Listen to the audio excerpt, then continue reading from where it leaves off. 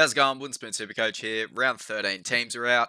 I'm aware of one Tom Trebojevic not being named, which is a shock to absolutely no one at this point. But let's see what else we've got. First up, Dragons Knights. Got a lot of changes at the Dragons. Tuipulotu's back from a hammy, taking over Corey Allen. Luciano Leilua is starting over Dylan Egan, who's out for the season. Couchman is back from his shoulder injury on the bench. Flanagan at halfback. King Togia at 5'8". And it looks like Emre Gula is nearing a return as well. For the Knights, Ponga named to back up. For anyone who is still holding him, I'm so sorry if you are. It's been a painful ride, which unfortunately sees Fletcher Sharp going back to 5'8". It would have been so nice if Ponga got rested and we got another game of Sharp at fullback.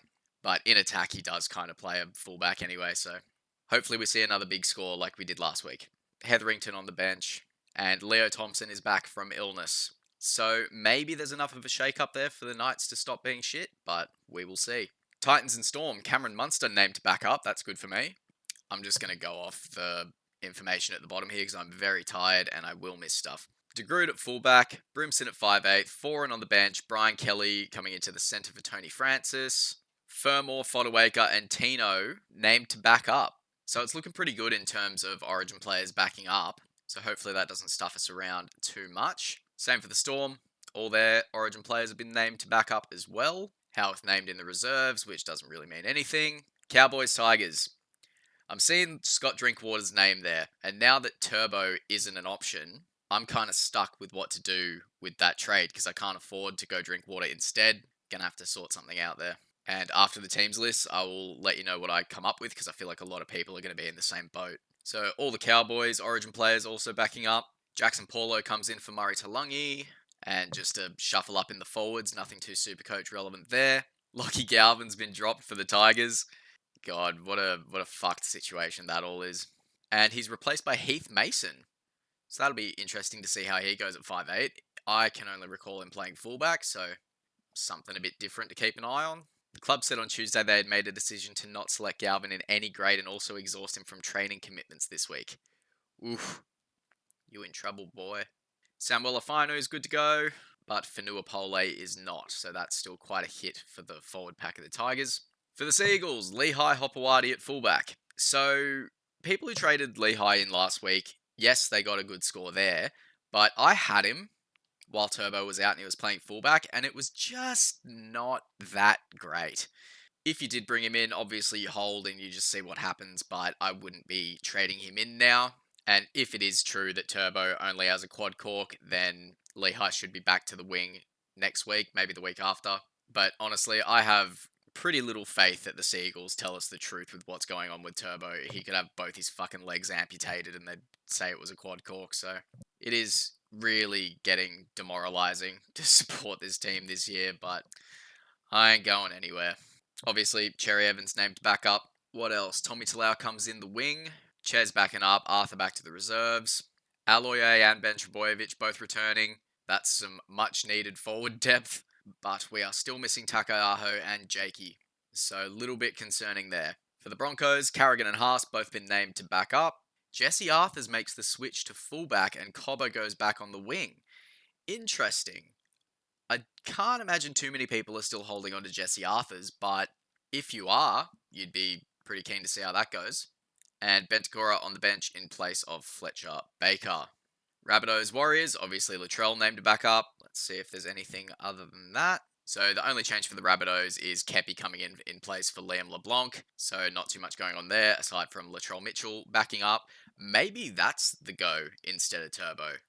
It'd be quite a different one, but after giving it even just 10 seconds, I don't think it's the best idea, but maybe. We'll look into it later. For the Warriors, Fisher Harris and Rocco Berry are both back. That's huge for them. Barnett named to back up from Origin 1. Halasima back to the bench. And Jacob Laban to 18th man. Panthers Eels, so it looks like literally every team is backing up their Origin players. Yep, all the Origin players for the Panthers backing up. Sorrow is back from suspension. Tungo returns to centre. And nothing else too relevant there. Moses and Lomax both returning from Origin. Dean Hawkins goes to reserves. Blah, blah, blah, blah. Sean Russell comes in for Will Penasini, and Joash Papali'i retains his spot on the bench after he absolutely torched Manly. And for the Roosters, Toya named to back up, Collins, Watson, Lenu, Crichton, all named to back up. See if there's any changes. Yep, so everyone named to back up. Fiketti and Butcher go back to the bench. Dom Young falls out. So that's not the worst news for any Fiketti or Steep owners. They're still doing quite good. And I feel like the first Origin game is where they're most likely to back up. Origin 2 should be a bit more intense because one team has to win. And maybe that's where we see some players get a bit more of a rest afterwards. As for the Raiders, no way. Owen Paddy is starting.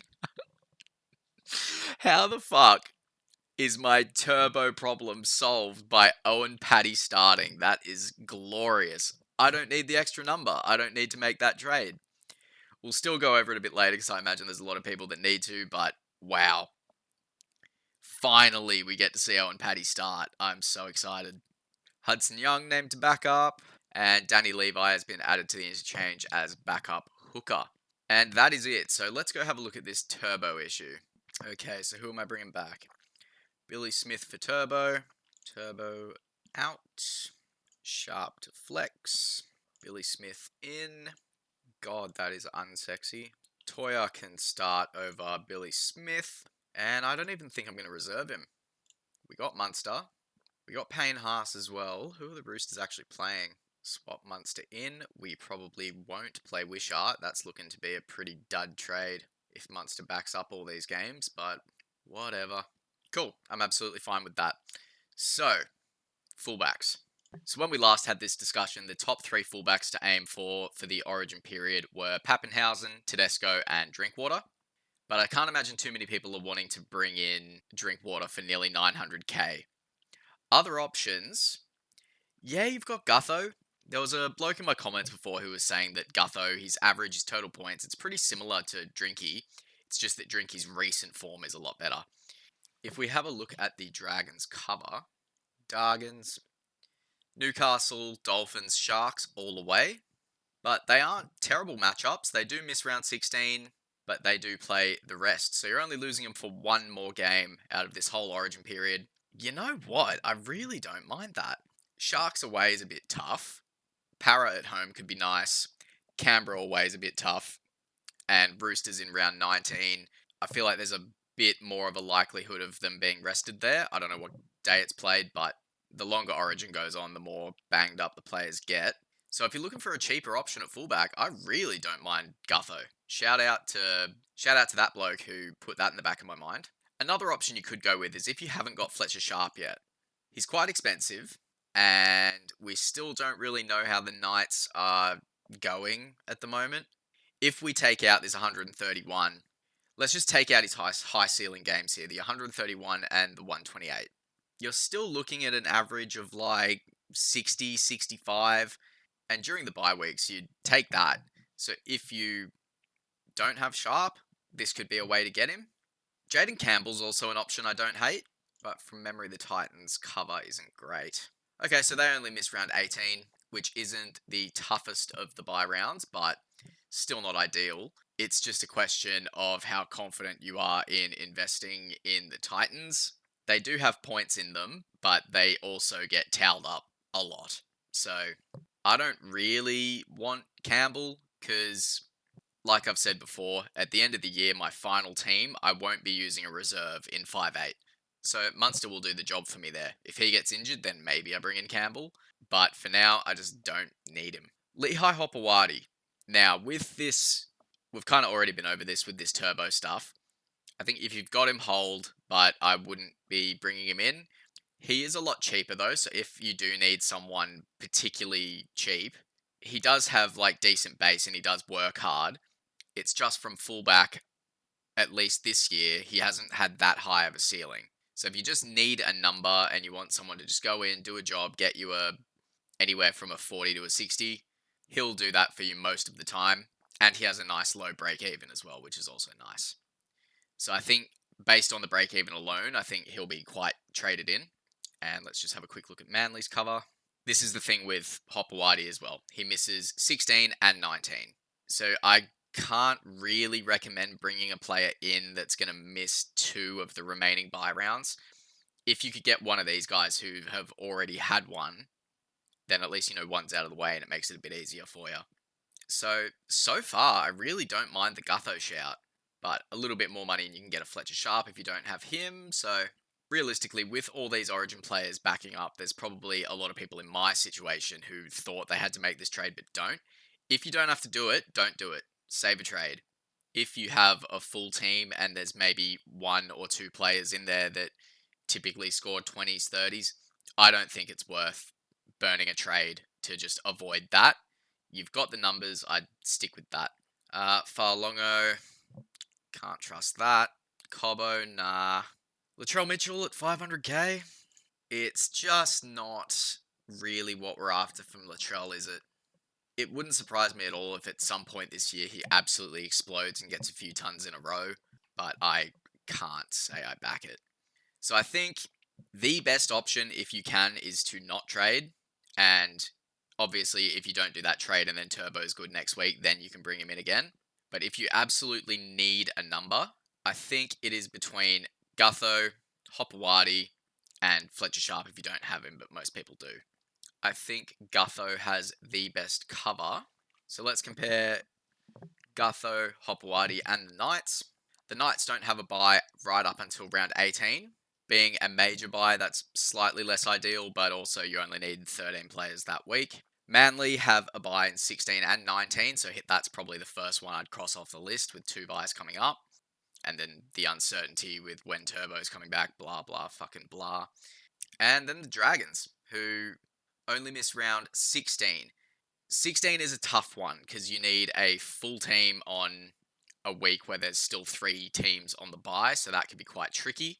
But it will come down to how well prepared you are for certain weeks. If you're more prepared for one week than the other, that could make the decision for you. But I think I'm going to rule out Hopewadi, and I would say it's between Gutho and Fletcher Sharp. Hopefully with all these players backing up though, that solves a lot of headaches for a lot of people. It did for me. Just make sure you're certain that these players do actually back up. Check late mail, check your 24-hour squads, because this is where it can burn you. And a thought I've just had as well is I really doubt Payne Haas plays high minutes. And that could be a problem with him holding his value.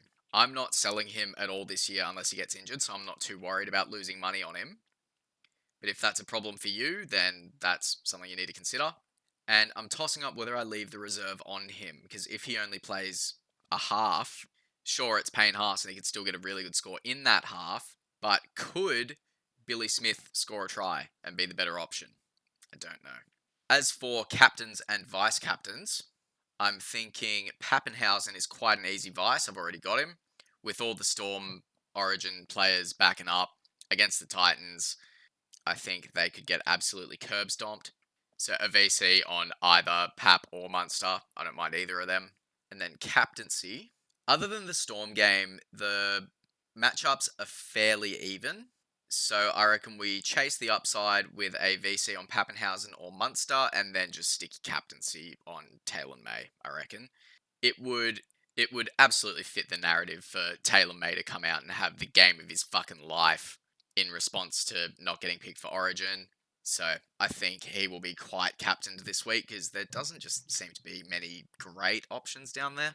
So yeah, hopefully this video helps. And don't forget to leave your bets for Origin in the comments. There hasn't been a single one yet, so if you're watching this, leave one down there. And if no one else comments in the next 24 hours, you'll get the whole budget to yourself. And if no one comments, I'm just going to put it on the Blues to win 13+. Sweet guys, that'll do it. I will see you on Thursday for a late mail update. And up the Blues, 13+. You're getting pumped, Queensland. Hooroo!